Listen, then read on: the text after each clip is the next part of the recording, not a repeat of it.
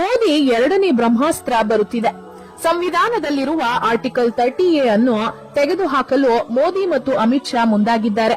ಅಸಲಿಗೆ ಏನಿದು article 30A? ಪ್ರತಿಯೊಬ್ಬ ಹಿಂದೂಗಳು ಇದರ ಬಗ್ಗೆ ತಿಳಿದುಕೊಳ್ಳೋದು ಯಾಕೆ ಪ್ರಮುಖವಾಗುತ್ತದೆ?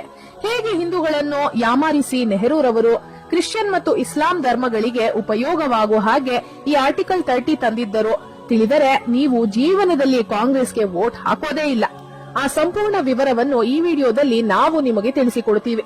ಅದಕ್ಕೂ ಮುನ್ನ ಮತ್ತೊಮ್ಮೆ ನರೇಂದ್ರ ಮೋದಿ ಅವರೇ ದೇಶದ ಪ್ರಧಾನಿಯಾಗಬೇಕು ಅಂತ ನಿಮಗೂ ಕೂಡ ಅನ್ಸಿದ್ರೆ ಈ ವಿಡಿಯೋವನ್ನ ತಪ್ಪದೆ ಲೈಕ್ ಮಾಡಿ ಸ್ನೇಹಿತರೆ.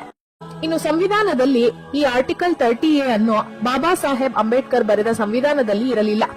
ಬದಲಿಗೆ ಪ್ರಧಾನಿಯಾಗಿದ್ದ ಜವಾಹರ್ಲಾಲ್ ನೆಹರೂರವರನ್ನು ಈ ಆರ್ಟಿಕಲ್ ಅನ್ನು ತರಲು ಮುಂದಾದರು. ಆದರೆ ಆಗಿನ ಗೃಹ ಮಂತ್ರಿಯಾಗಿದ್ದ ಸರ್ದಾರ್ ವಲ್ಲಭಾಯ್ ಪಟೇಲ್ ರವರು ಈ ಆರ್ಟಿಕಲ್ 30 ತರಲು ತೀವ್ರ ವಿರೋಧವನ್ನ ವ್ಯಕ್ತಪಡಿಸಿದ್ದರು. ಈ ಆರ್ಟಿಕಲ್ 30A ತಂದರೆ ನಾನು ಮಂತ್ರಿ ಸ್ಥಾನಕ್ಕೂ ರಾಜೀನಾಮೆ ಕೊಡುತ್ತೇನೆ ಎಂದು ಹೇಳುತ್ತಾರೆ.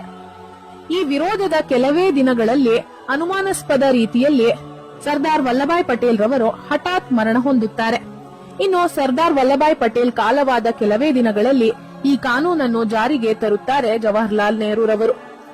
ಏನು ಈ ಆರ್ಟಿಕಲ್ 30A ಅಂದರೆ ಹಿಂದೂಗಳು ತಮ್ಮ ಹಿಂದೂ ಧರ್ಮವನ್ನು ಬೋಧಿಸುವುದಕ್ಕೆ ಅವಕಾಶವಿರುವುದಿಲ್ಲ. ಅಂದರೆ ಹಿಂದೂಗಳು ಪ್ರೈವೇಟ್ ಸ್ಕೂಲ್ ಮತ್ತು ಕಾಲೇಜ್ಗಳಲ್ಲಿ ಈ ಹಿಂದೂ ಧರ್ಮವನ್ನು ಎಲ್ಲೂ ಕೂಡ ಉಪದೇಶಿಸುವುದಾಗಲಿ ಬೋಧಿಸುವುದಾಗಲಿ ಮಾಡಬಾರದು ಮತ್ತು ಹಿಂದೂ ಧರ್ಮವನ್ನು ಬೋಧಿಸುವುದಕ್ಕಾಗಿ ಸ್ಕೂಲ್ಗಳನ್ನು ಆರಂಭಿಸಬಾರದು. ಅಷ್ಟೇ ಅಲ್ಲದೆ ಕೇಂದ್ರ ಸರ್ಕಾರದ ಸ್ಕೂಲ್ಗಳಾಗಲಿ ಮತ್ತು ರಾಜ್ಯ ಸರ್ಕಾರದ ಸ್ಕೂಲ್ಗಳಾಗಲಿ ಹಿಂದೂ ಧರ್ಮವನ್ನು ಬೋಧಿಸುವಂತಿಲ್ಲ.